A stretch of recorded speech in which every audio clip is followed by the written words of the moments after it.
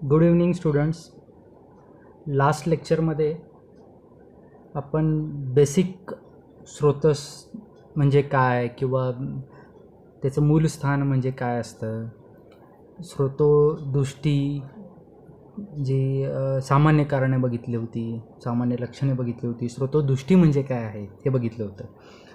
ख वैगुण्य किंवा स्रोतोवैगुण्य, मग स्रोतोवैगुण्य आणि स्रोतोदुष्टी किंवा त्याच्यामधला काय डिफरन्स आहे, हे जे बेसिक सगळा जो पार्ट आहे तो आपला पूर्ण झाला होता. आता आपण जो स्रोतस विज्ञानमधला जो पुढचा पार्ट आहे, म्हणजे विशेष जी स्रोतसांनुसार जी दृष्टी कारणे सांगितलेली आहेत, लक्षणे सांगितलेली आहेत, ती आता बघायची आहेत. आणि त्यासोबतच त्या स्रोतसांची आपण मूलस्थानंसुद्धा बघणार आहोत.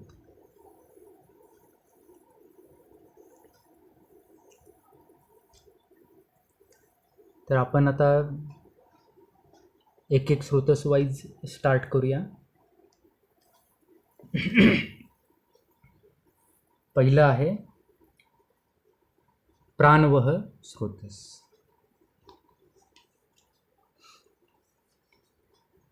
प्राणवह स्रोतसाचं पहिल्यांदा आपण मूलस्थान बघूया. आता मूलस्थानामध्ये चरकांनी काय सांगितलं ते बघूया. रेफरन्स आहे चरक विमानस्थान, 5वा अध्याय 7वा श्लोक. तत्र प्राणवहानां स्रोतसां हृदयं मूलं महास्रोतश्च. जे चरकांनी काय सांगितलेलं आहे, हृदय आणि महास्रोतस अशी प्राणवह स्रोतसाची 2 मूलस्थानं सांगितलेली आहेत.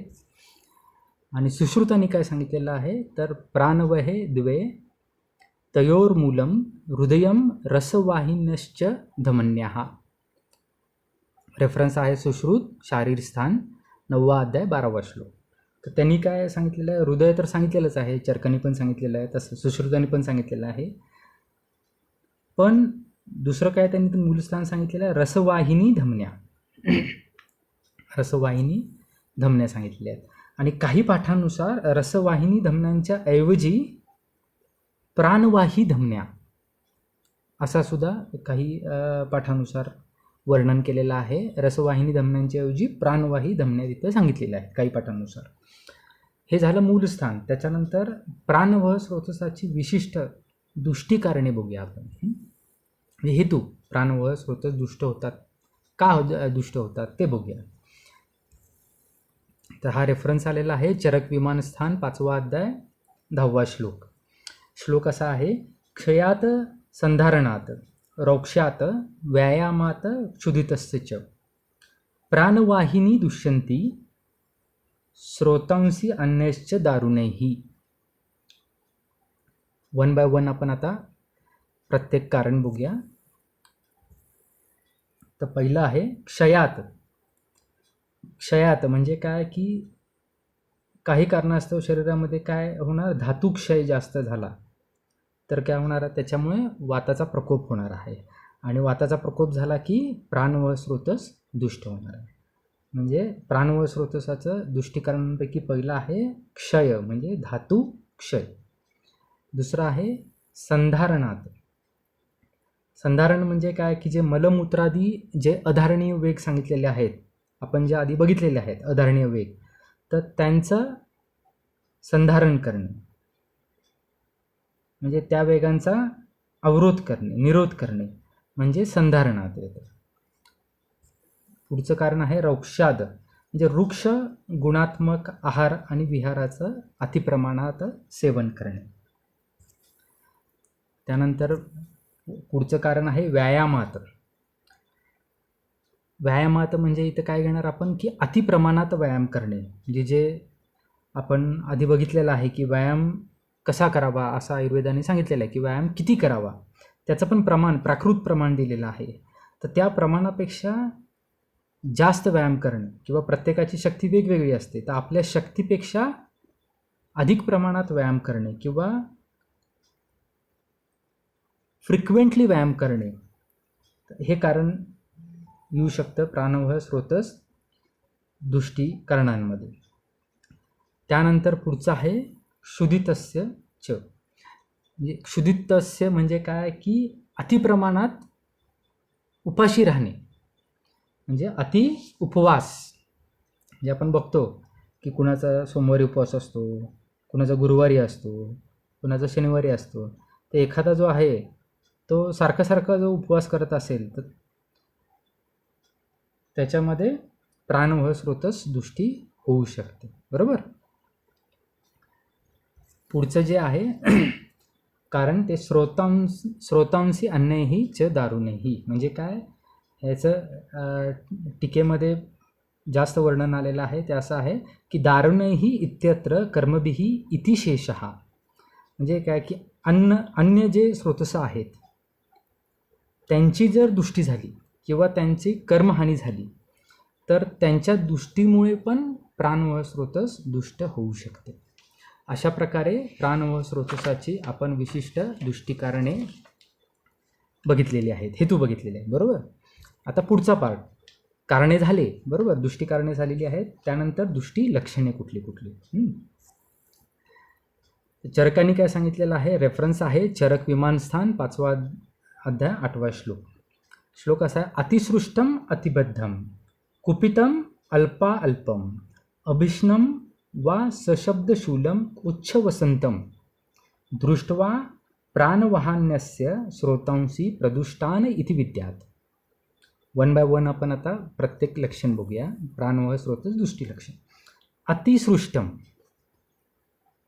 अतिसृष्टम म्हणजे काय, सृष्ट म्हणजे गतियुक्त, म्हणजे अतिगतियुक्त. आता हे जे आहेत अतिसृष्टम, अतिबद्धम, कुपित, अल्पाल्पम, अभिक्ष्णम, सशब्द, शूल, हे कशाशी रिलेटेड आहेत, उच्छवसंतम.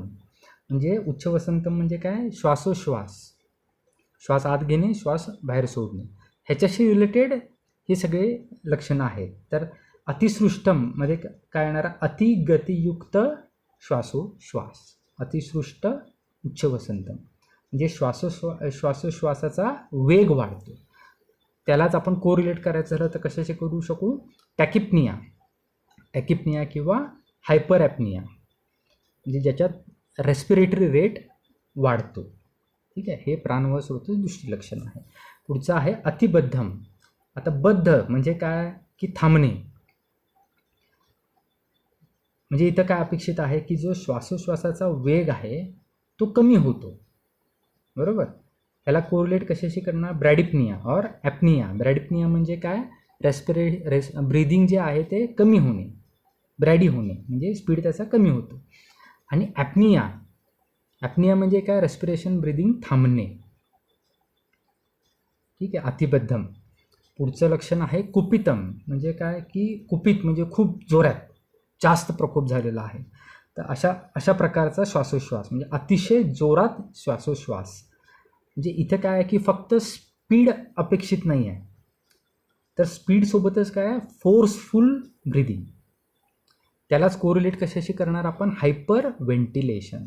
म्हणजे फोर्सफुल म्हणजे कसं ओळखणार तुम्ही की जे ॲसेसरी रेस्पिरेटरी मसल्स आहेत किंवा एक्सटर्नल रेस्पिरेटरी मसल्स आहेत जे नॉर्मली रेस्पिरेशनमध्ये पार्ट घेत नाहीत, ते स्ट्रेसफुल कंडिशनमध्ये जास्त हवा घेण्यासाठी त्या मसल्सचा रेस्पिरेशनसाठी उपयोग होतो.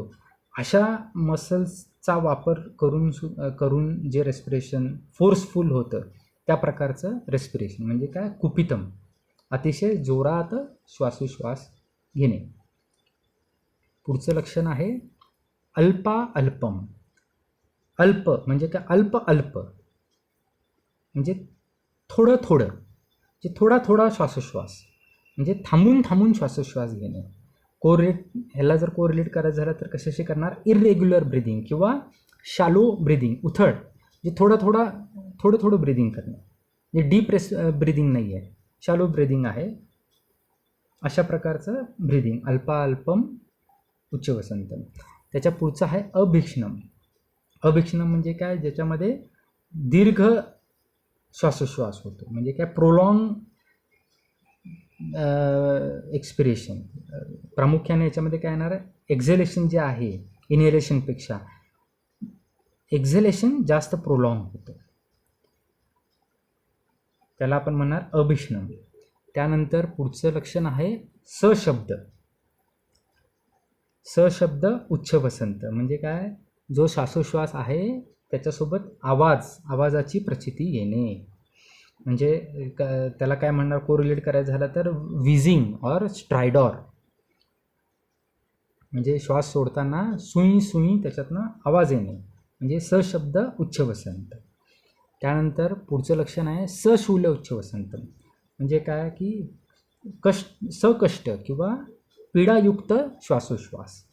ह्यालाच कोरिलेट केलं तर कशाशी करणार आपण, डिस्पनिया किंवा पेनफुल ब्रिदिंग और पेनफुल रेस्पिरेशन. हे झालेले आहेत चरकांनुसार प्राणवायू स्रोतसाची दृष्टी लक्षणे. आता सुश्रुतांनी काय सांगितलेलं आहे, तर सुश्रुतांनी या सगळ्या स्रोतसांसाठी दृष्टी लक्षणे सांगितलेलेच नाही आहेत, बरोबर. त्यांनी काय सांगितलेलं आहे, विद्ध लक्षणे सांगितलेले आहेत. म्हणजे जर तुम्ही ऑब्झर्व केलं की चरक संहितेमध्ये जास्त करून मेडिसिन पॉईंट ऑफ व्ह्यू मांडलेला आहे संहितेमध्ये, आणि सुश्रुत संहितेमध्ये म्हणजे सुश्रुतांनी काय केलेलं आहे, त्यांचा पॉईंट ऑफ व्ह्यू काय आहे, ॲज अ सर्जन म्हणजे सर्जिकल पॉईंट ऑफ व्ह्यू जास्त आहे. त्यामुळे ह्यांनी काय सांगितलेलं आहे, म्हणजे प्रत्येक स्रोतसांची विद्ध लक्षणं सांगितलेली आहेत.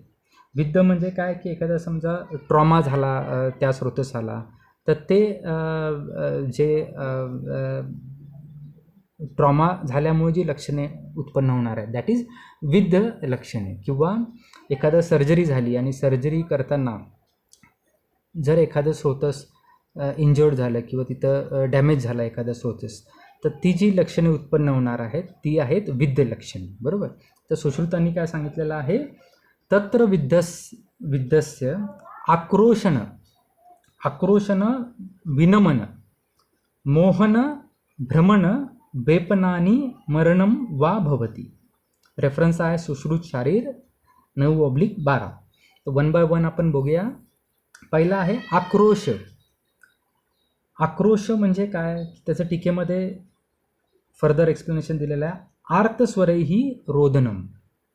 आर्तस्वरैही रोदनम म्हणजे काय, आर्तस्वरात. आता आर्तस्वर म्हणजे काय की अतिशय दुःखी झालेला आहे माणूस, तर त्याचा आवाज कसा येईल, तर त्या आवाजामध्ये रडणे म्हणजे दुःखाने ग्रस्त असं रडणे, त्याला काय म्हणणार आपण, आक्रोश.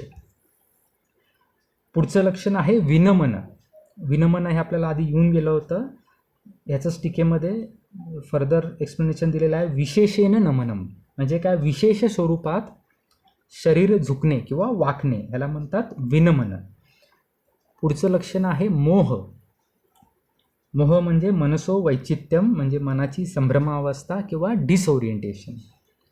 त्यानंतर पुढचं आहे भ्रम. भ्रम म्हणजे अल्पसंज्ञा म्हणजे डिझिनेस याच्यामध्ये येऊ शकतो. त्यानंतर पुढचं आहे वेपन. वेपन म्हणजेच कंपन म्हणजे सर्वांग कंप, सर्व शरीर थरथरणे, दॅट इज सर्वांग कंप. आणि शेवटचं जे सांगितलेलं आहे ते मरण म्हणजे मृत्यू. अशा प्रकारे प्राणवह स्रोतस दृष्टी लक्षणे आपण पूर्ण केलेली आहेत. ठीक आहे, इथे प्राणवह स्रोतस पूर्ण झालेले आहे. मूलस्थान बघितलेलं आहे, दृष्टी कारणे बघितलेले आहेत आणि वेगवेगळ्या आचार्यांनुसार दृष्टी लक्षणे बघितलेली आहे. आता पुढचं स्रोतस आहे उदकवह स्रोतस. त्याच्यामध्ये आहे पहिला आपण बघणार आहे मूलस्थान. तर चरकांनी चरक विमान 5/8 मध्ये सांगितलेलं आहे, उदकवहानाम स्रोतसाम तालू मूलम क्लोमच. म्हणजे कुठली मूलस्थानं सांगितलेलं आहे, तालू आणि क्लोम.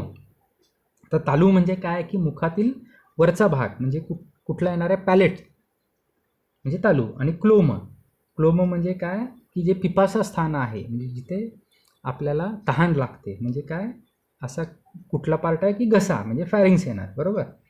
तर अशा प्रकारे तालू आणि क्लोम. आणि सुश्रुतांनी काय सांगितलेलं आहे, उदकवहे द्वे. आता सुश्रुतांनी काय प्रत्येक स्रोतस 2-2 संख्येमध्ये सांगितले, पेअर्समध्ये सांगितले, म्हणून ते प्राणवहे द्वे उदकवहे द्वे म्हणजे काय की ते 2 आहेत स्रोतस म्हणून असं वर्णन आलेलं आहे. तर तयोर मूलम तालू क्लोमच म्हणजे सुश्रुतांनी पण सेमच सांगितलेलं आहे, तालू आणि क्लोम. आता पुढे बघायचं आहे आपल्याला उदकवह स्रोतस दृष्टी कारणे किंवा हेतू. तर रेफरन्स आहे चरक विमान 5/11. श्लोक असा आहे, औक्ष्ण्यात औष्ण्यात आमात भयात पानाद अतिशुष्कान्न सेवनात अंबुवाहिनी दुष्यंती तृष्णायाश्च अतिपीडनात. वन बाय वन आपण बघूया. औष्ण्यात म्हणजे काय? निरंतर म्हणजे अतिप्रमाणात उष्ण गुणात्मक आहार विहाराचं सेवन करणे.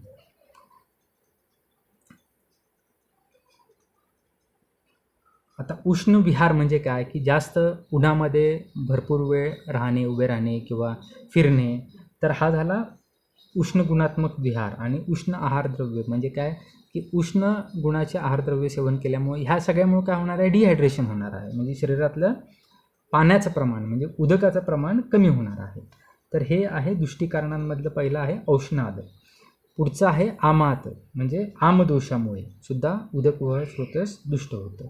त्यानंतर भयामुळं म्हणजे जास्त प्रमाणात जर तुम्ही किंवा वारंवार घाबरत असाल, भय असेल कुठलं तरी, त्याच्यामुळे सुद्धा उदक व स्रोतस दुष्ट होऊ शकतं. त्याच्यापुढे आहे पानाद. पानाद म्हणजे काय? की अतिमद्य सेवन किंवा अति प्रमाणात मद्यपान करणे म्हणजे alcohol consumption, heavy alcohol consumption, त्याच्यामुळे सुद्धा उदक व स्रोतस दुष्ट होतं. अल्कोहोल कन्झम्शनमुळे काय होणार आहे? अगेन डिहायड्रेशन होतं. बरोबर. त्याच्यापुढे आहे अतिशुष्कान्न सेवनात म्हणजे शुष्क स्वरूपाचे जे अन्न आहे त्याचं अतिप्रमाणात सेवन. आणि पुढचं लक्षण आहे तृष्णा. कारण आहे तृष्णा म्हणजे काय? की तृष्णा म्हणजे तहान लागलेली असणे. बरोबर. तहान लागलेली असताना आपण नॉर्मली काय करायला पाहिजे? पाणी प्यायला पाहिजे. पण तो जो वेग आहे, तृष्णेचा जो वेग आहे, त्याचं अतिप्रमाणात जर धारण केलं तर उदक व स्रोतस दुष्ट होऊ शकतं. म्हणजे दुष्ट कारांमध्ये काय येणार आहे? तृष्णा वेगाचं धारण असा हेतू येणार आहे. तर अशा प्रकारे ही दुष्टी कारणे झालेली आहेत उदक व स्रोतसाची. आता आपण बघणार आहे दुष्टी लक्षणे.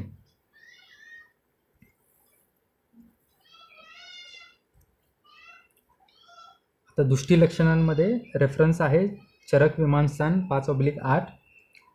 श्लोक असा आहे. जिव्हा तालू ओष्ठ कंठ क्लोम शोषम पिपासाम च अतिप्रवृद्धाम दृष्ट्वा उदकवाहनस्य स्रोतांसी प्रदुष्टान इति विद्यात. वन बाय वन आपण बघूया. तर पहिलं लक्षण जे आहे ते काय आहे? जिव्हा, तालू, ओष्ठ, कंठ आणि क्लोम या ठिकाणी शोष होते. म्हणजे काय? तिथं शुष्कता किंवा तिथं कोरडेपणा उत्पन्न होते. म्हणजे जीभ, टाळू, ओठ, घसा, कंठ आणि क्लोम या ठिकाणी कोरडेपणा उत्पन्न होते. पुढचं आहे लक्षण पिपासाम अतिप्रवृद्धा म्हणजे काय? की अतिप्रमाणात तहान लागणे म्हणजे पिपासाम अतिप्रवृद्धा. अशी लक्षणे चरकांनी सांगितलेली आहेत. तर पुढे सुश्रुतांनी काय सांगितलेलं आहे ते बघूया. तत्र सुश्रुताचा रेफरन्स आहे सुश्रुत शारीर 9/12. श्लोक असा आहे. तत्र विद्धस्य पिपासा सद्यो मरणम च.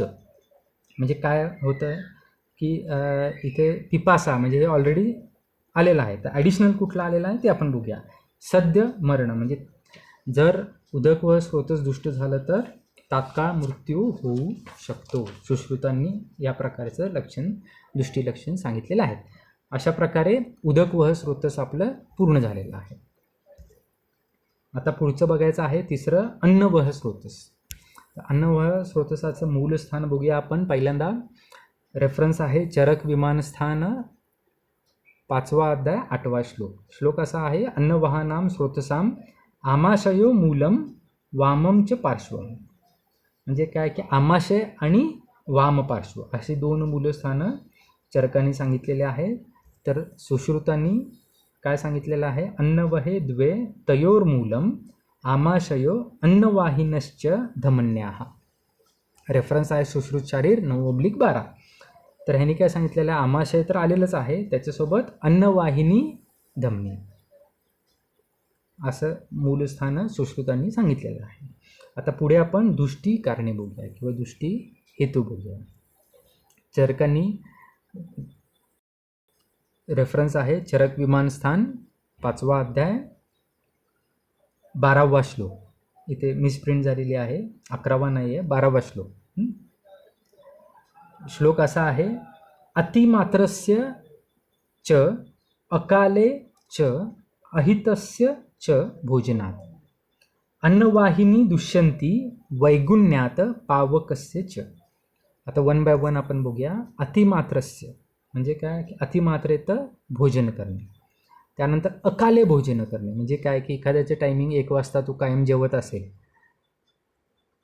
तर ते टायमिंग चुकून 3 वाजता जेवणे किंवा 10 वाजता जेवणे, किंवा एखाद्याचं टायमिंगच फिक्स नाही जेवणाचं, कधीही जेवतो, दॅट इज काय येणार आहे, अकाले जेवण येणार आहे. त्यानंतर अहितकर भोजनार्थ म्हणजे काय, की जे हितकर नाही आहे असं भोजन, जे ज्या भोजनाचा त्या व्यक्तीला त्रास होतो अशा प्रकारचं जेवण म्हणजे अहितकर भोजन. त्यानंतर वैगुण्यात पावकस्यच म्हणजे काय, पावक म्हणजे काय, अग्नी, त्याचं वैगुण्य, अग्निवैगुण्य म्हणजे काय, की अग्नी मांद्य होणे, हे सुद्धा अन्न व स्रोताचं दुष्टी कारण आहे. अशा प्रकारे आपण आता अन्न व स्रोताची दुष्टी कारणे बघितलेली आहेत. तर पुढे आपण बघणार आहे दुष्टी लक्षणे. रेफरन्स आहे चरक विमान 5/8. श्लोक असा आहे, अनन्नाभिलषण अरोचक अविपाकौ छर्दीच दृष्ट्वा अन्नवाहनस्य स्रोतांसी प्रदुष्टान इति विद्यात. वन बाय वन आपण आता प्रत्येक लक्षण बघूया. अनन्नाभिलषण, अनन्नाभिलषण, आणि दुसरा आहे अरोचक, म्हणजे दोन्ही सिमिलर आहेत बघा. तर त्याच्यात डिफरन्स काय आहे, की अनन्नाभिलषण म्हणजे काय, की अन्न सेवन करायची इच्छाच होत नाही. अन्नाभिलाषा म्हणजे अन्न, म्हणजे जेवणाची इच्छाच होत नाही, अनन्नाभिलाषा, बरोबर.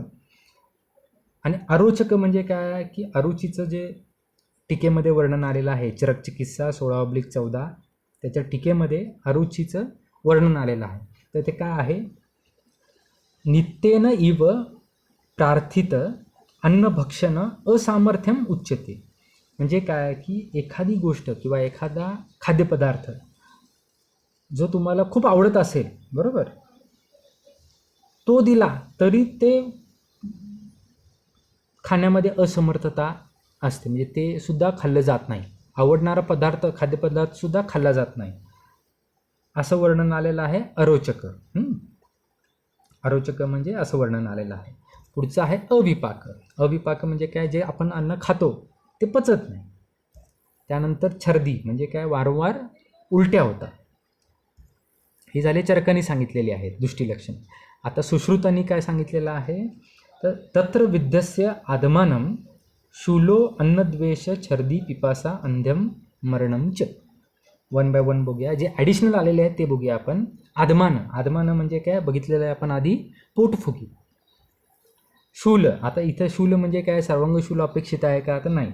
इथं काय शूल कुठलं येणार आहे, उदरशूल, उदरशूल.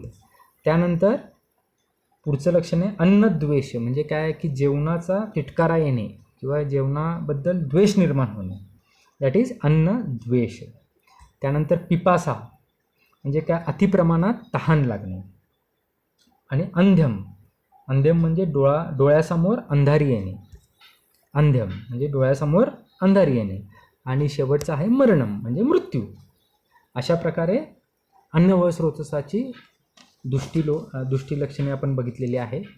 आता पुढचं स्रोतस घेऊया, रसवह स्रोतस. त्याचे मूलस्थाने आहेत. रेफरन्स आहे चरक विमान 5/8. श्लोक असा आहे, रसवहानाम स्रोतसाम हृदयम मूलम दशच्च धमन्याः. म्हणजे काय, हृदय आणि 10 धमन्या, दश धमन्या. सुश्रुतांनी काय सांगितलेलं आहे ते बघूया. रसवहे द्वे तयोर्मूलम हृदयम रसवाहिन्यश्च धमन्याः. रेफरन्स आहे सुश्रुत शारीरिक स्थान 9/12. त्याच्यामध्ये काय सांगितलं, हृदय जे चरकांनी सांगितलेलं आहे ते इथं आलेलंच आहे. आणि ॲडिशनल काय आहे, रसवाही धमन्या, ही मूलस्थानं आहेत रसव स्रोतसाची सुश्रुतांनुसार. आता पुढे बघूया आपण दुष्टी कारणे किंवा दुष्टी हेतू. रेफरन्स आहे चरक विमानस्थान 5/13. श्लोक असा आहे, गुरु शीतम अतिस्निग्धम अतिमात्रम समश्नताम रसवाहिनी दुष्यंती चिंत्यानाम च अतिचिंतनात. वन बाय वन आपण बघूया. पहिला आहे गुरु. गुरु अन्नभक्षण म्हणजे गुरु गुणात्मक अन्नभक्षण म्हणजे जे पचायला जड आहे असे आहारद्रव्यांचं अतिप्रमाणात सेवन. त्यानंतर शीत म्हणजे शीत गुणात्मक आहारद्रव्यांचं अतिप्रमाणात सेवन. त्यानंतर अतिस्निग्ध. अतिस्निग्ध म्हणजे काय की जे तळलेलं आहे, भजी म्हणा, वडा म्हणा, किंवा जे तळून जे आपण बनवतो ते सगळे, किंवा एखाद्याचं रेग्युलर जेवणामध्ये भाजीमध्ये जर तेलाचं प्रमाण जास्त असेल तरीसुद्धा ते अतिस्निग्ध अन्नभक्षणामध्ये येणार आहे. बरोबर. त्यानंतर अतिमात्रम अन्नभक्षणम म्हणजे काय, एखाद्याने एका वेळेस एकदमच 10-12 चपात्या खाल्ल्या तर ते काय झालं, अतिमात्रा झाली. अतिमात्रेत अन्नभक्षण झालं. आणि पुढचं कारण आहे चिंत्यानाम अतिचिंतनात. बरोबर. म्हणजे ह्याचा अर्थ काय होतो, चिंत्यानाम म्हणजे काय की जे चिंतनीय विषय आहेत, बरोबर, त्याचं अतिचिंतन करणे. म्हणजे आता ह्याचं एक्झाम्पल द्यायचं झालं तर आता समजा तुम्हाला आता लॉकडाऊन आहे, तुम्ही घरी बसला आहे, बरोबर. आता रिसेंटली ग्रुपवर न्यूज आलेली आहे की तुमचं लॉकडाऊन संपल्यावर जेव्हा कॉलेज चालू होणार तेव्हा काय होणार आहे, इंटरनल एक्झाम होणार आहे. मग आता तुम्हाला त्याचं चिंता लागली असणार आहे, बरोबर. हा चिंतनीय विषय आहे की आता एक्झाम आहे, आपण अभ्यास करायला पाहिजे, पास व्हायला पाहिजे, बरोबर. नैसर्गिक आहे, पण ही थोड्या वेळासाठी चिंता यायला पाहिजे, बरोबर. तेच जर सतत तुम्ही आता इथून पुढे लॉकडाऊनमध्ये तोच विचार करत बसला तर हे झालं काय होणार आहे, अतिचिंतन होणार. जे चिंतनीय विषय आहे त्याची चिंता करणं योग्य आहे, पण त्याचा पण काही प्राकृत वेळ आहे. तुम्ही अतिप्रमाणात जर ती चिंतन करायला लागला तर ते दुष्टीकारण होऊ शकतं, रसव स्रोतच दुष्टीकारण होऊ शकतं, बरोबर. तर अशा प्रकारे आपण दुष्टीकारणे पूर्ण केलेली आहेत रसवह स्रोतसांची. आता बघणार आहे दुष्टी लक्षण. आता दुष्टी लक्षणांमध्ये काय सांगितलेलं आहे चरकांनी, रेफरन्स आहे चरक विमान 5/8. श्लोक असा आहे, प्रदुष्टानाम तु खल्वेशाम रसादिवह स्रोतसाम विज्ञानात उक्तानि विविधा शीतपीतीये यान्येव ही धातूनाम प्रदोष विज्ञानानि तान्येव यथास्वम प्रदुष्टानाम धातू स्रोतसाम. म्हणजे ह्याचा अर्थ काय झाला की जे रसादी धातू जे आहेत सगळे, रस, रक्त, मांस, मेद, अस्थि, मज्जा, शुक्र, पुढची जे आहेत त्या स्रोतसांची दुष्टी लक्षणं ही कशाप्रमाणे जाणावी, तर ज्या म्हणजे जे चरकांनी सूत्रस्थानात सांगितलेलं विविध शीतपीत अध्याय त्यात जे रसादी म्हणजे किंवा ते धातू प्रदोष जे व्याधी सांगितलेली आहेत त्यासारखे ही दुष्टी लक्षणे जाणून घ्यावी असा ह्या श्लोकाचा अर्थ आहे. म्हणजे काय, इथं रस व स्रोतच दुष्टी लक्षणं म्हणजे काय येणार आहे, रसप्रदोषज रोग किंवा व्याधी. तेच रक्त व स्रोतस असेल तर रक्तप्रदोषज व्याधी, मांस व स्रोतस दुष्टी लक्षणे असतील तर मांस प्रदोषज व्याधी. अशा प्रकारे ते वर्णन आहे. तर आता आपण काय बघणार आहे, हे जनरलाइज श्लोक बघितला. आता आपण रसप्रदोषज रोग कुठले आहेत ते पण बघायला पाहिजेत दुष्टी लक्षणांमध्ये, तर ते बघूयात आपण. रेफरन्स आहे चरक सूत्रस्थान 28वा अध्याय 9 आणि 10वा श्लोक. श्लोक असा आहे, अश्रद्धाच अरुचीच हास्य वैरस्यम अरसज्ञता रुल्लासो गौरवम तंद्रा स अंगमर्दो ज्वरस्तम पांडुत्वम स्रोतसाम रोदहा क्लेब्यम सादहा कृशांगथा नाशो अग्नेः यत अकालम वलयः पलितानिच रसप्रदोषजा रोग. आता वन बाय वन आपण बघूया हे सगळे. तर पहिला आहे अश्रद्धा आणि दुसरा आहे अरुची. आता हे दोन्ही पण सिमिलर आहेत, त्याचं डिफरन्स पण आपण बघूया. अश्रद्धा म्हणजे काय, त्याचं जे टीकेमध्ये वर्णन आलेलं आहे ते काय आहे, अश्रद्धायाम मुख प्रविष्टस्य आहारस्य अव्यवहरणम भवती इव परम त्वनिच्छा. म्हणजे याचा अर्थ काय होतो की जे तोंडामध्ये आपण ऑलरेडी घास घेतलेला असेल बळजबरी तर ते घशातून उतरतंय, बरोबर. म्हणजे त्याचं अव्यवहरण होतंय, परंतु आहारद्रव्य किंवा अन्नपदार्थ तोंडात घ्यायचीच इच्छा होत नाही. ह्याला म्हणायचं अश्रद्धा. बरोबर. पण ते आता तुम्ही बळजबरी घशात कोंबलं किंवा ढकललं तर ते गिळलं जाणार आहे, म्हणजे ते तुम्ही जेवणार बळजबरी, जेवू शकता. बरोबर. ह्याला म्हणायचं अश्रद्धा, पण त्याची इच्छाच होत नाही. आणि पुढचा आहे अरुची. आता इथे काय आलेलं आहे अरुचीचं वर्णन, अरुचाऊ तू मुखप्रविष्टम न अव्यवहरत इति भेदः. म्हणजे काय की तुम्हाला आता आधी बघितलेलं आहे आपण आवडणारं. बरोबर. तर तुम्हाला आवडणारं असा एखादा खाद्यपदार्थ जरी तुम्ही तोंडामध्ये घातला तरीसुद्धा तो घशातनं उतरत नाही किंवा तो नको वाटतो. दॅट इज अरुची. म्हणजे तो घशातनं आत ढकलला जात नाही, त्याला म्हणायचं अरुची. ठीक आहे. इथं आपण हा डिफरन्स बघितलेला अश्रद्धा आणि अरुचीमधलं. आता पुढचं जे आहे ते काय, आस्य वैरस्य. म्हणजे काय की एखादा पदार्थ म्हणजे समजा ऊस खाल्ला तर तो गोड लागायला पाहिजे. बरोबर.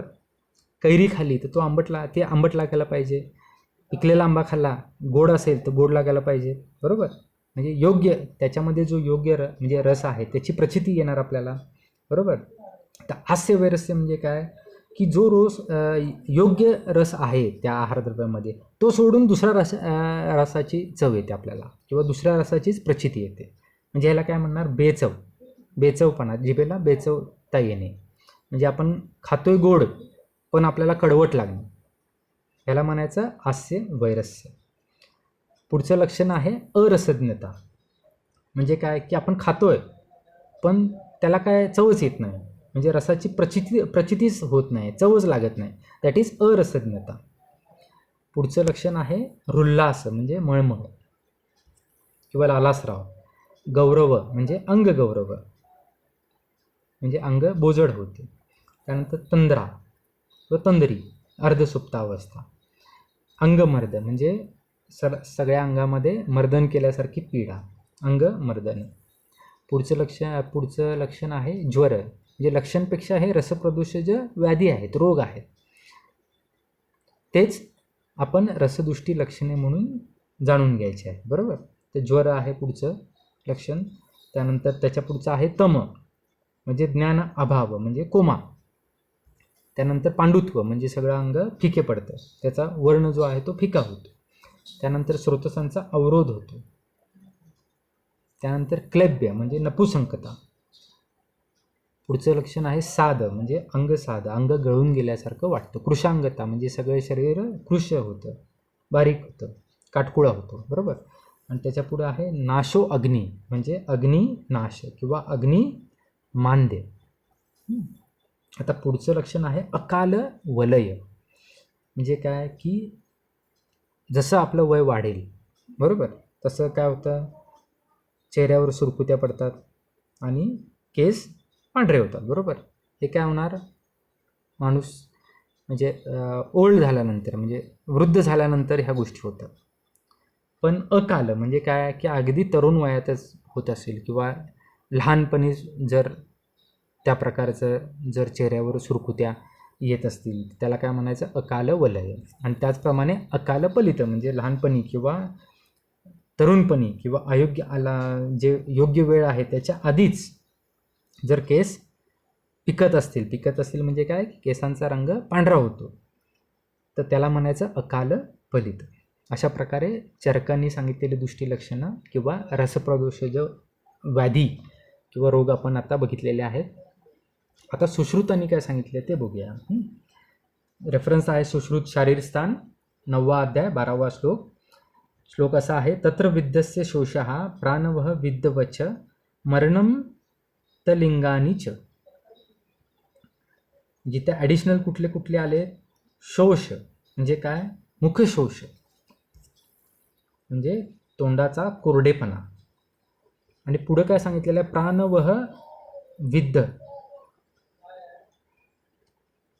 म्हणजे की जे प्राणवह स्रोतस विद्ध झाल्यावर जी आपण लक्षणे बघितली होती, जी सुश्रुतांनी सांगितलेली आहेत, त्याप्रमाणेच तीच लक्षणे रसवह स्रोतस विद्ध झाल्यावर सुद्धा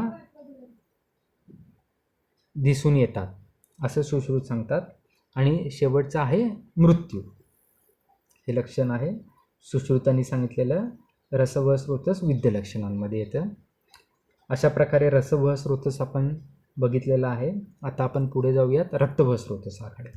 त्याचं मूलस्थान बघूया. रेफरन्स आहे चरक विमानस्थान 5/8. श्लोक असा आहे, शोणितवहानाम स्रोतसाम यकृत मूलम प्लिहाच. म्हणजे काय, यकृत आणि प्लिहा हे दोन मूलस्थाने चरकांनी सांगितलेले आहेत. सुश्रुतांनी सांगितलेलं आहे, रक्तवहे द्वे तयोर्मूलम यकृत प्लिहानौ रक्तवाहिनश्च धमन्या. रेफरन्स आहे सुश्रुत शारीरस्थान 9/12. तर सुश्रुतांनी काय सांगितलेलं आहे, यकृत प्लिहा सांगितलेलंच आहे, त्याच्यासोबत ॲडिशनल रक्तवाहिनी धमन्या हे मूलस्थान ॲडिशनल सांगितलेलं आहे सुश्रुतांनी. त्याच्यापुढे रक्तवह स्रोतस दृष्टी कारणे बघूयात आपण.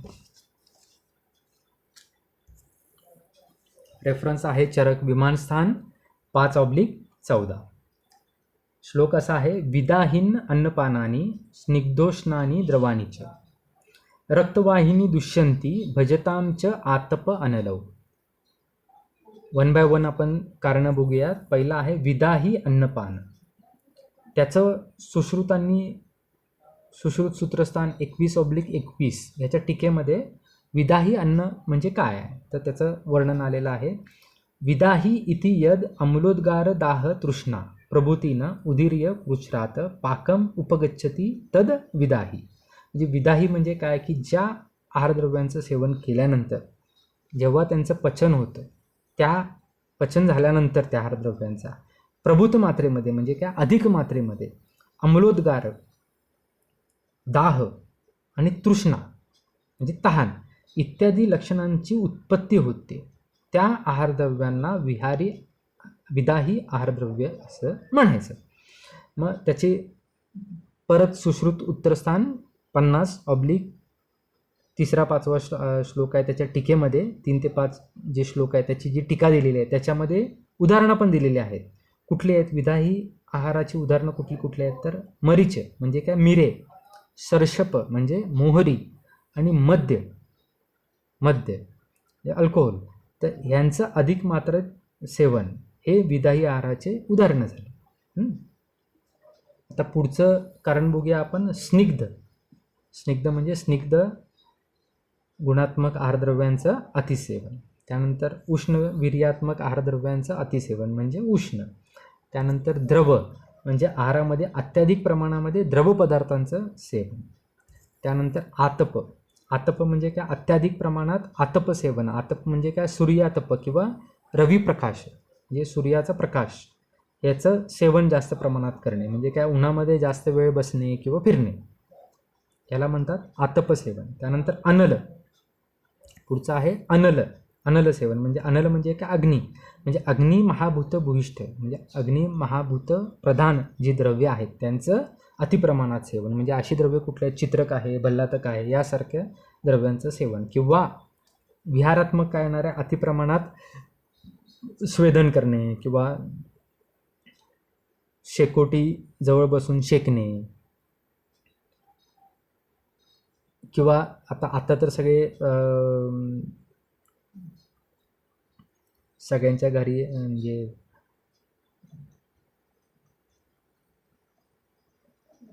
जे आता सिलेंडर आणि गॅस वगैरे आलेला आहे, पण आधीच्या काळात काय व्हायचं, चुलींवर स्वयंपाक बनवतात. मग चुलीवर स्वयंपाक बनवताना जी व्यक्ती स्वयंपाक बनवणार त्याला काय होणार आहे, ते जे चुलीची जी धग आहे त्याचं एक्सपोजर मिळणार. म्हणजे हे पण कशामध्ये येणार आहे, अनल सेवनामध्ये येणार आहे. म्हणजे तो विहारात्मक कारण झालं, बरोबर, अनल. त्यानंतर अशा प्रकारे ही दुष्टीकारणे झालेली आहेत, रक्तवह स्रोतसाची दुष्टीकारणे. त्यानंतर आता बघणार आहे आपण रक्तवह स्रोतसाची दुष्टी लक्षणे.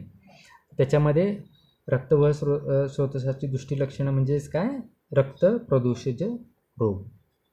आता ते कुठले रक्तप्रदूषित रोग आहेत ते बघूया.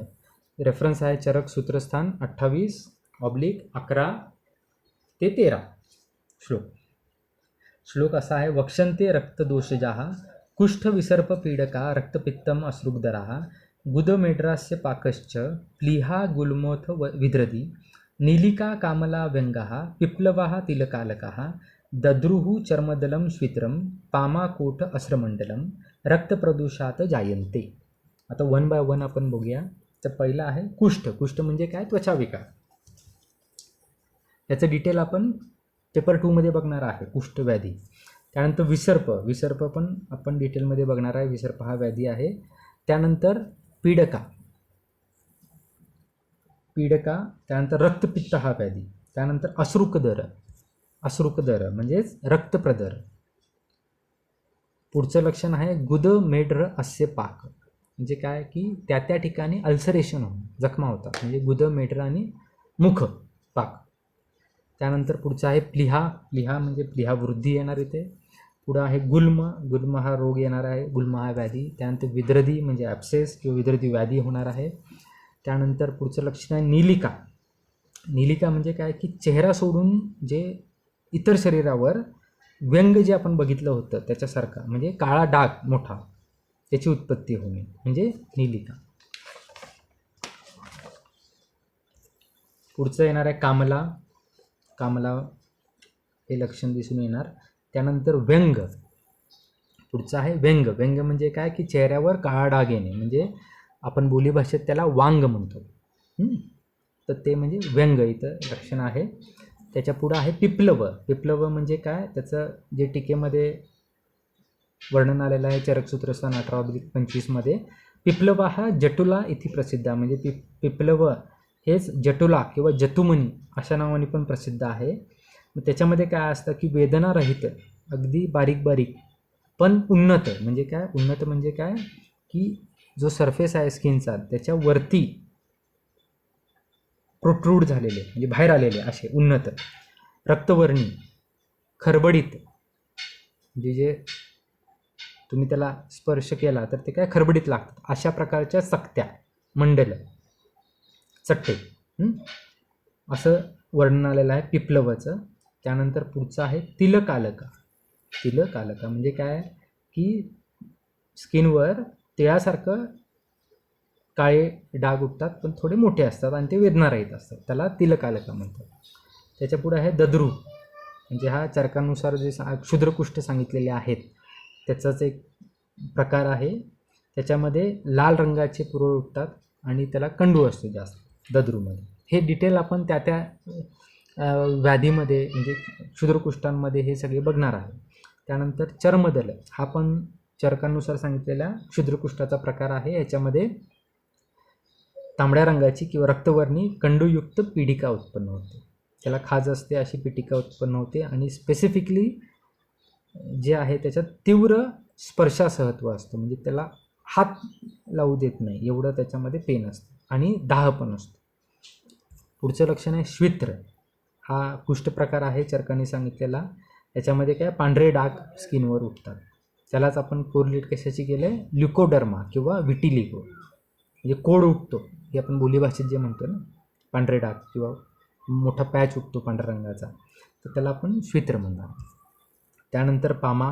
पामा म्हणजे खरूज, बोलीभाषेत खरूज म्हणू शकतो आपण. ह्याच्यामध्ये काय होतं काळसर किंवा तांबूस वर्णाच्या बारीक फुटकोया उठतात आणि त्या काय खूप प्रमाणात उठतात, म्हणजे जास्त त्याचं संख्या असते आणि स्पेसिफिक प्रदेश पण सांगितलेला आहे कुठला. स्फिक पाणी म्हणजे हात, कर्पूर ह्या प्रदेशात ते प्रामुख्याने येतात फुटकुळे. अशा प्रकारचं आहे पामा. त्यानंतर कोठ. कोठ म्हणजे काय की त्वचेवर लाल वर्णाचे गोल अशी चकत्या उठतात आणि त्याला खाज असते. आपण बोलीभाषेत जे म्हणतो ना गांधी उठते, म्हणजे पित्तामुळे जे गांधी उठते, तर ते म्हणजे कोठ. आणि पुढचं आहे अस्त्रमंडल, म्हणजे रक्तवर्णाचं किंवा रक्ताचं मंडल, चकती. अशा प्रकारे चरकांनी सांगितलेले रक्तप्रदूषक रोग इथं पूर्ण झाले. आता सुश्रुतांनी रक्त व स्रोतस विद्ध जे लक्षणं सांगितलेली आहेत ती बघूया. तर त्याच्यात काय आहे तत्र विद्यस्य शावांगता, ज्वरो, दाह, पांडुता, शोणितागमनम, रक्तनेत्रता च. रेफरन्स आहे सुश्रुत शारीरस्थान 9/12. तर जे ॲडिशनल आलेले आहेत ते बघूया. शावांगता म्हणजे काय की सगळे शरीर शाववर्णाचे होते, काळसर होते. पुढं ज्वर म्हणजे ताप येतो. त्यानंतर दाह म्हणजे सर्वांग दाह होतो आणि पांडुता म्हणजे सगळं शरीर फिकं पडतं. त्यानंतर शोणितागमन म्हणजे काय की रक्तस्राव होतो आणि रक्तनेत्रता म्हणजे डोळे लालसर होतात. ही ॲडिशनल लक्षणे सांगितलेली आहेत सुश्रुतांनी. अशा प्रकारे आपण रक्तवह स्रोतस इथे कंप्लीट केलेलं आहे. आता पुढचं जे आहे ते मांसवह स्रोतस बघूया. त्याचे मूलस्थान बघूया. चरकांनी काय सांगितलेलं आहे, मांसवाहानाम स्रोतसाम मांसवाहानाम च स्रोतसाम स्नायू मूलम त्वकच म्हणजे काय, स्नायू आणि त्वचा अशी मूलस्थानं चरकांनी सांगितलेलं आहे. त्याचा रेफरन्स आहे चरक विमान 5/8. आणि सुश्रुतांनी काय सांगितलेलं आहे ते बघूया. मांसवहे द्वे तयोर्मूलम स्नायू त्वचम रक्तवाहाश्च धमन्या म्हणजे काय की त्वचा आणि स्नायू हे तर सुश्रुतांनी सांगितलेलेच आहेत. त्यासोबत रक्तवाही धमन्या पण ॲडिशनल सांगितलेल्या आहेत. रेफरन्स आहे सुश्रुत शारीरस्थान 9/12. आता याच्यानंतर पुढे बघूया मांसवह स्रोतस दृष्टी कारणे किंवा हेतू. रेफरन्स आहे चरक विमानस्थान 5/15. श्लोक असा आहे, अभिषंदिनी भोज्यानी स्थूलानी च गुरुनी च मांसवाहिनी दुष्यंती भुक्त्वा च स्वपताम दिवा.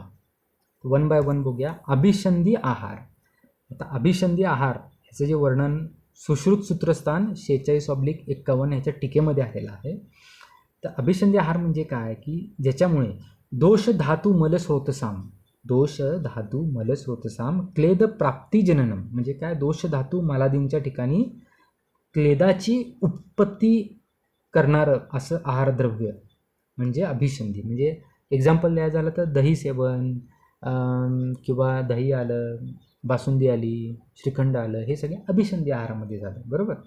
तेलकट तळलेला आहारद्रव्य हे सगळे अभिषंधी आहार झाले. त्यानंतर स्थूल आहार सेवन, आहारद्रव्यांचं सेवन. त्यानंतर गुरु म्हणजे पचण्यास जड असे आहारद्रव्यांचं सेवन. त्यानंतर दिवास्वाप म्हणजे दिवसा झोपणे हे एक मांसवह स्रोतसाच्या दृष्टीचं कारण आहे. अशा प्रकारे आपण दृष्टीकारणे मांसवह स्रोतसाची पूर्ण केलेली आहेत. आता बघूया दृष्टी लक्षणे. आता दृष्टी लक्षणांमध्ये काय येणार आहे, चरकांनुसार चरक विमान 5/8 नुसार मांसप्रदूषज व्याधी येणार आहे. आता ती कुठली आहेत मांसप्रदूषज व्याधी, तर त्याचा रेफरन्स आहे चरक सूत्रस्थान 28/13 आणि 14 श्लोक. तर श्लोक असा आहे, शृणु मांस प्रदूषजान अधिमांसार्बुद कीलम गलशालुक शुंडिके पुतिमांसम अलजी गंडमाला उपजीविका विद्यात मांसाश्रयान. तर 1 बाय 1 बघूया. अधिमांसम हे आपण बघितलेलं आहे, दंतमूल रोग आहे. अर्बुद म्हणजे गाठ उठणे, ट्यूमर. नंतर कील म्हणजे इथं अर्श म्हटलेलं आहे किंवा त्वचेच्या ठिकाणी जर ते उठलं तर तिथं स्किन टॅग असा पण त्याचा अर्थ होऊ शकतो. त्यानंतर पुढचा आहे गलशालुक. गलशालुक म्हणजे काय की जो गिलायू आहे त्याची वृद्धी होणं म्हणजे काय, टॉन्सिल्स, एन्लार्जमेंट ऑफ टॉन्सिल्स म्हणजे कोरिलेट करायचं झालं तर कशाशी होणार, टॉन्सिलायटिसशी कोरिलेट होणार. पुढं आहे गलशुंडी म्हणजे काय की जो इव्ह्युला आहे तो इलॉंगेटेड होणे. हे कोरिलेट करायचं झालं तर इव्ह्युलायटिस किंवा सोलन इव्ह्युला असं त्याच्याशी आपण कोरिलेट करू शकू. पुढे आहे पुतिमांस म्हणजे मांस काय होतं, कुसतं, त्याला काय म्हणणार, पुतिमांस. त्यानंतर पुढचं आहे अलर्जी. आता अलर्जी म्हणजे काय की हे प्रमेह पीडिकेचे प्रकार येतात. म्हणजे प्रमेह हा जो व्याधी आपण पुढे बघणार आहे तर त्याचं जे गंभीर अवस्थेमध्ये पीडिकोत्पत्ती म्हणजे काही पीडिका उत्पन्न होतात, बऱ्याच टाईपच्या उत्पन्न होतात. त्यातला एक प्रकार आहे अलर्जी. याच्यामध्ये काय होतं, लाल आणि श्वेतवर्णी फुटकुळ्या उत्पन्न होतात आणि त्याच्यात भयंकर पीडा असते. अशा प्रकारे अलर्जी हे एक लक्षण आहे. त्यानंतर गंड म्हणजे गलगंड आपण बघितलेलं आहे. गलगंड म्हणजे काय, ग्वायटर, थायरॉइड एनलार्जमेंट. त्यानंतर गंडमाला. आता गंडमालाचं जे एक्सप्लेनेशन आलेलं आहे ते काय की कक्षा जे काख, अंश म्हणजे शोल्डर, मन्या म्हणजे मान, गल म्हणजे गळा, वंशना म्हणजे इंग्वायनल रिजन, ह्या ठिकाणी हळूहळू पिकणाऱ्या अशा संख्येनं अधिक असणाऱ्या गाठी. म्हणजेच त्याला कोरिलेट करायचं झालं तर कशाशी येणार, लिम्फ नोड एनलार्जमेंट. हे जे मगाशी आता कक्षा, अंश, मन्या, गल, वंशन हे जे प्रदेश सांगितलेले ते कुठले कशाची स्थान आहेत, ते लिम्फ नोड्सची स्थान आहेत. तर हे जे गंडमाला आहे याचं कोरिलेशन करायचं झालं तर आपण करू शकतो लिम्फॅडेनोपॅथीशी करू शकतो. त्यानंतर पुढचं आहे उपजीविका, म्हणजे काय, जिभेच्या टोकासारखी सूज आणि त्या सुजेसोबत काय होतं, लालास्राव जास्त उत्पन्न होतो आणि दाह आणि त्याला कंडू असतो. तर ह्याचं कोरिलेशन जे आहे ते सबलिंग्वल जी ग्लँड आहे, सबलिंग्वल जे जिभेच्या खाली, तर त्याची एनलार्जमेंट किंवा त्याचं इन्फ्लमेशनशी आपण उपजीविकाला कोरिलेट करू शकतो. अशा प्रकारे हे झाले मांस प्रदोषज व्याधी चरकांनुसार. आता सुश्रुतांनुसार जे ॲडिशनल आलेले आहेत ते बघूया. विद्यलक्षणे, मांस वह स्रोतस विद्यलक्षणे. रेफरन्स आहे सुश्रुत शारीर स्थान 9/12. श्लोक आहे तत्र विद्यस्य श्वयथू मांसशोष शिराग्रंथयो मरणमच. जे ॲडिशनल आलेले आहेत ते 1 by 1 आपण बघूया. त्यातलं पहिलं आहे श्वयथू म्हणजे सूज. त्यानंतर पुढचा आहे मांसशोष म्हणजे मांसाचा शोष होणे किंवा स्पेसिफिकली स्नायूचा शोष होणार, म्हणजे काय, मसल वास्टिंग होणार. पुढचा आहे शिराग्रंथयो. शिराग्रंथयो म्हणजे काय, शिराग्रंथी उत्पन्न होणे, म्हणजे काय, शिरांच्या ठिकाणी ग्रंथी उत्पन्न होतात. त्याला कोरिलेट करायचं झालं तर आपण हिमॅटोमाशी एकतर करू शकू किंवा अन्युरिझमशी करू शकू. आणि पुढचं आहे ॲडिशनल लक्षण सुश्रुताने सांगितलेलं मृत्यू, मरण. अशा प्रकारे मांस व स्रोतसाचं आपण डिटेल बघितलेले आहेत. आता पुढचं बघायचं आहे मेदवह स्रोतस. तर मेदवह स्रोतसाची मूलस्थानांमध्ये चरकाने जे सांगितलेलं आहे ते बघूया. मेदवहानाम स्रोतसाम वृक्कौ मूलम वपावहनम च. रेफरन्स आहे चरक विमान 5/8. म्हणजे काय, वृक्क आणि वपावहन. वृक्क म्हणजे किडनी आणि वपावहन म्हणजे काय येणार आहे, तर त्याचं जे वपावहनचं टीकेमध्ये वर्णन आलेलं आहे ते बघूयात. वपा उदरस्था स्निग्धवर्तिका यामाहुर्जना तैलवर्तिके इति. म्हणजे काय, त्याचा अर्थ काय असतो की आतड्याला गुंडाळणारं जे पटल आहे ते म्हणजे वपावहन. आणि ते कसं दिसतं की जे तेलात भिजवलेली जी वात असते त्याप्रमाणे ते त्याचं स्वरूप असतं, म्हणजे दिसायला ते तसं असतं.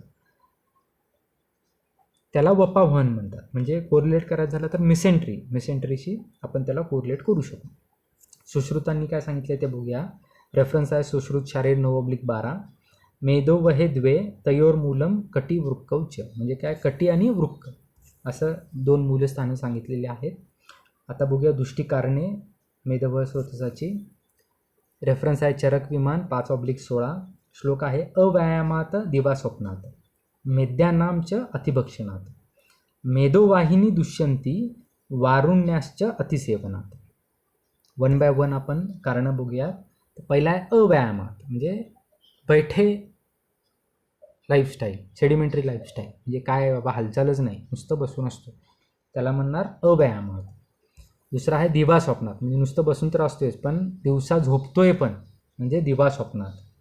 त्यानंतर मेद्यानाम अतिभक्षणात. मेद्यानाम म्हणजे काय, त्याचं टीकेमध्ये जे वर्णन आलं आहे, मेद्यानाम मेदुराणाम. मेदूर म्हणजे मेद्य, म्हणजे काय की जे आहारद्रव्य, मांसल आहारद्रव्य म्हणजे मेदूर म्हणतात. म्हणजे उदाहरण द्यायचं झालं तर काय येणार आपल्याला, नॉनव्हेज हे या कॅटेगरीमध्ये येणार आहे, मेद्य आहार द्रव्यांमध्ये येणार आहे. त्यांचं नॉनव्हेजचं अतिभक्षण, म्हणजे रोज जर कोण नॉनव्हेज खात असेल तर ते मेदवह स्रोतस दृष्टी कारण होऊ शकते. पुढचं आहे वारुण्याश्च अतिसेवनात. वारुण्याश्च अतिसेवन. वारुणी म्हणजे काय, वारुणी म्हणजे एक मद्याचा प्रकार आहे, त्याला सुरा असं पण म्हणतात. तर अशा प्रकारचं जे मद्य आहे त्याचं अतिसेवन म्हणजे वारुण्याश्च अतिसेवन. हे झाले मेदवह स्रोतस दृष्टी कारणे. आता पुढे बघणार आहे आपण दृष्टी लक्षणे मेदवह स्रोतस. तर मेदवह स्रोतस दृष्टी लक्षणांमध्ये पहिलं काय येतं, मेद प्रदूषज रोग. म्हणजे काय, जे रेफरन्स आहे चरक विमान 5/8. त्याच्यामध्ये काय सांगितलेलं आहे, मेदवह स्रोतस दृष्टी लक्षणे म्हणजेच मेदप्रदूषज रोग. आता मेदप्रदूषज रोग कुठले कुठले आहेत ते बघूया. त्याचा रेफरन्स आहे चरक सूत्रस्थान 28/15. तर तिथं असं सांगितलेलं आहे, मेद हा संशयास्तु प्रचक्षमहे निंदितानी प्रमेहानां पूर्वरूपाणी यानीच. म्हणजे काय की जे मेद प्रदूषित रोग आहे त्यामध्ये काय काय येतं, निंदितानी म्हणजे जे निंदित आहेत असे कोण सांगितलेले आहेत, निंदित म्हणजे जे अष्टनिंदित जे वर्णन आलेलं आहे ते सगळे याच्यामध्ये येतात. आणि दुसरं जे सांगितलेलं आहे ते प्रमेहानाम पूर्वरूपाणी म्हणजे प्रमेहाची जी पूर्वरूपे सांगितलेली आहेत ती सुद्धा ह्या मेदप्रदोषाच्या रोगांमध्ये येतात. म्हणजे अनुषंगाने ते मेद व स्रोतस दृष्टी लक्षणे म्हणून पण आपण कन्सिडर करायचे आहेत. तर आता डिटेल बघूया. म्हणजे पहिलं कुठलं आहे, निंदितानी म्हणजे अष्टनिंदित, आणि दुसरं आहे प्रमेय पूर्वरूप. तर आता हे निंदित म्हणजे कुठले आहेत आणि प्रमेयाचं पूर्वरूप म्हणजे काय काय, तर ते पण आपण डिटेल बघूया. त्यातलं पहिलं बघूया निंदितानी म्हणजे काय, अष्टनिंदित. याचा रेफरन्स आहे चरक सूत्रस्थान 21/3. आता हे डिटेलमध्ये आपण अष्टनिंदित जेव्हा पॉईंट बघणार आहे तिथे येणारच आहे. म्हणजे हे जे सांगितलेले आहेत अतिदीर्घ अतिरस्व म्हणजे काय काय, त्याची लक्षणं काय काय असतात ती तिथे बघणार आहे आपण अष्टनिंदित या पॉईंटमध्ये. इथं फक्त कुठले कुठले अष्टनिंदित आहेत ते बघायचे आहे. तर श्लोकामध्ये बघा, तद्यथा अतिदीर्घश्च अतिरस्वश्च अतिलोमच अलोमाच अतिकृष्णश्च अतिगौरश्च अतिस्थूलश्च अतिकृष्यश्च. म्हणजे कुठले कुठले आहेत, अतिदीर्घ आणि अतिरस्व म्हणजे काय, उंचीनं एखाद्या व्यक्तीचं खूप उंच आहे आणि एखादा खूपच बुटका आहे, हे कमी उंची आहे, असे दोन्ही. हे दोन झाले. त्याच्या पुढचे जे दोन आहेत ते अतिलोम आणि अलोम म्हणजे ज्याचे केस, दाढी किंवा काखेतले हे जे केस सोडून जे बाकी शरीरावर म्हणजे हात पाय पोट ह्याच्यावर जे केस असतात त्याला काय म्हणतो आपण, लोम म्हणतो, बरोबर. तर ते त्या लोमाचं प्रमाण अतिप्रमाणात असणे म्हणजे काय, अतिलोम. आणि ज्या व्यक्तीमध्ये लोमच नसतात म्हणजे गुळगुळीत त्वचा असते, केसच नसतात त्वचेवर, असा अलोम झाला. तर हे दोन्ही त्या अष्टनिंदितामध्ये येतात. त्याच्या पुढे अतिकृष्ण आणि अतिगौर म्हणजे जो अतिशय काळा आहे आणि जो अतिशय गोरा म्हणजे अगदी गोरा म्हणजे काय, अगदी पांढऱ्या रंगाचाच आहे. तर ते हे दोन्ही सुद्धा अष्टनिंदितामध्ये येतात. आणि शेवटचे जे दोन आहेत ते म्हणजे अतिस्थूल आणि अतिकृष्ण म्हणजे अति जाड व्यक्ती आणि अगदी काटकोळ्या व्यक्ती, असे हे 8 प्रकारचे पुरुष निंदित म्हणून सांगितलेले आहेत. ते असणे म्हणजे काय, हे सगळे कशामध्ये इन्क्लूड होतात, मेदवह स्रोतस दृष्टी लक्षणांमध्ये त्याचं इन्क्लुजन होणार.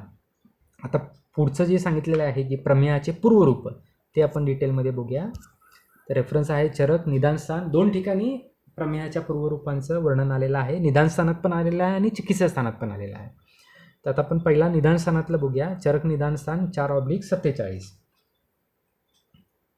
तर इथं प्रमेय पूर्वरूपाची जी लक्षणं आलेली आहेत ते कुठली कुठली आलेले आहेत, तद्यथा जटिली भावम केशेषु माधुर्यम हास्यस्य करपादयोः सुप्ततादाहौ मुखतालु कंठशोषम पिपासाम आलस्यम मलं काये कायछिद्रेषु उपदेहम परिदाह सुप्ततां च अंगेषु षटपद पिपीलिका अभिश्च शरीरमूत्राभिसरणं मूत्रे च मूत्रदोषान् विस्र शरीरगंधम निद्राम तंद्राम च सर्वकालम इति. आता 1 बाय 1 आपण हे सगळे बघूया. पहिला आहे जटिली भावम केशेषु म्हणजे काय, केसांचे जटाधारण. जे जटा म्हणजे जे दुर्लक्षित लोक असतात, रस्त्यावर राहणारे वयस्क लोक असतील किंवा जे म्हणजे थोडक्यात भिकारी जे आहेत आपण बघतो समाजामध्ये, तर त्यांचं काय असतं की ते स्वतःची योग्य काळजी घेऊ शकत नाहीत किंवा ते आंघोळ वगैरे व्यवस्थित करू शकत नाहीत. तर त्याच्यामुळे त्यांच्या केसांमध्ये काय तयार झालेलं असतात, जटा तयार होतात. तर त्या प्रकारचं ते केसांमध्ये जटाधारण म्हणून हे प्रमेयाचं पूर्वरूप आहे. आणि अनुषंगाने मेदव स्रोतसाचं दृष्टीलक्षण पण आहे, बरोबर. पुढचं आहे माधुर्यम हास्यस्य म्हणजे तोंड हे कायम गोडसर असतं, बरोबर. त्यानंतर पुढचं लक्षण आहे करपादयोः सुप्तता दाह म्हणजे करपाद म्हणजे कर म्हणजे हात, पाद म्हणजे पाय, ह्यांची सुप्तता म्हणजे बधिरता व दाह म्हणजे दाह उत्पन्न होणे म्हणजे हातापायांच्या ठिकाणी बधिरता आणि दाह उत्पन्न होतो.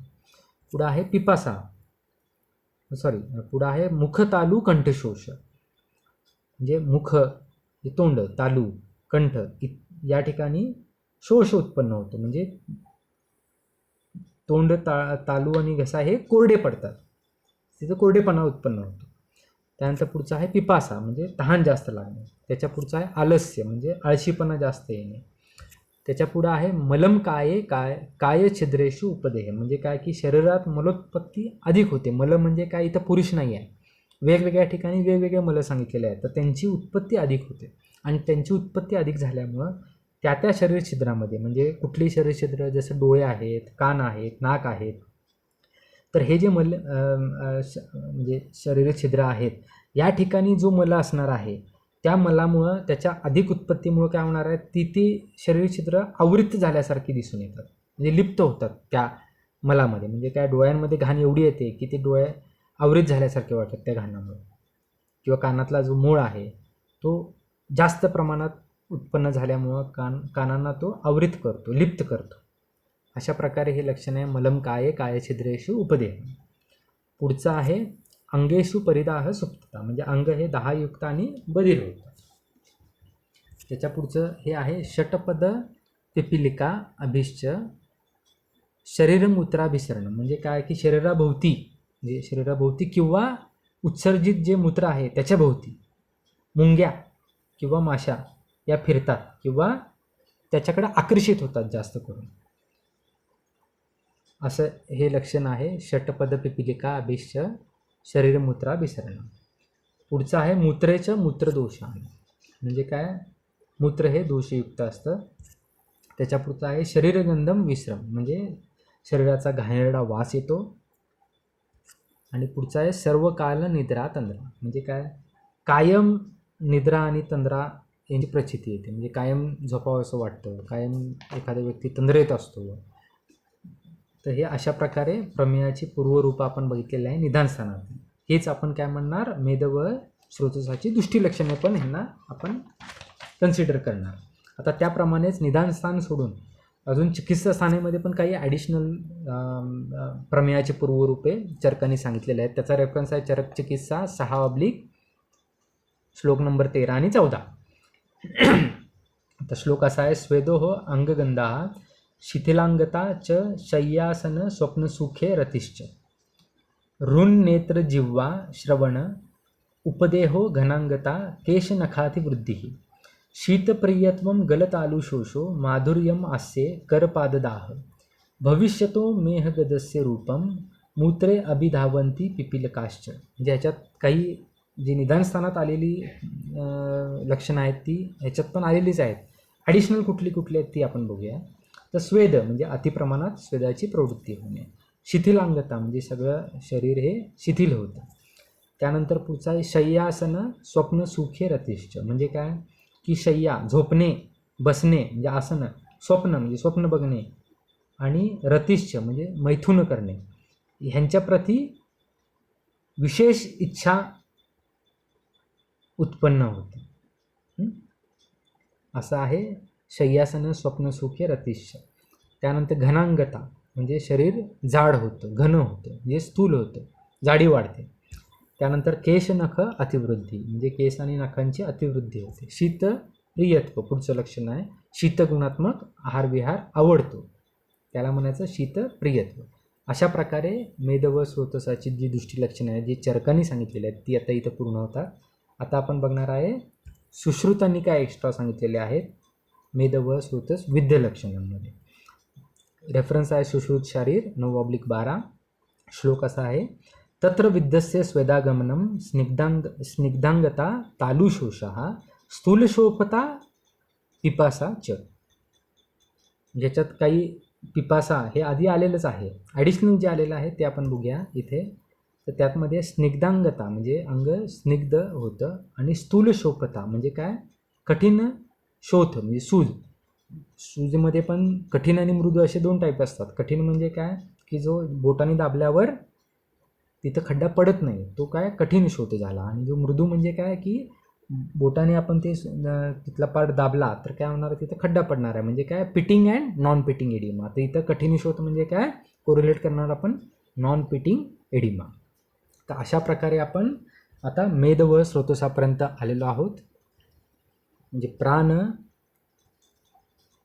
अन्न, उदक, त्यानंतर रस, रक्त, मांस, मेद, एवढे आपण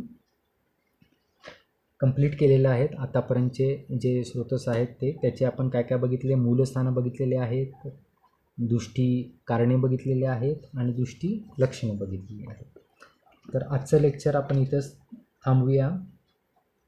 आता पुढच्या लेक्चरमध्ये आपण राहिलेला पुढचा पार्ट बघूया, म्हणजे अस्थिव स्रोतस म्हणा, मज्जा व स्रोतस, शुक्र व स्रोतस, मलमूत्र आणि स्वेद, हे जे आर्तव जे सांगितलेले आहेत, तर ते स्रोतस आपण राहिलेल्या पुढच्या लेक्चरमध्ये आपण ते कंप्लीट करूया. Okay, thank you.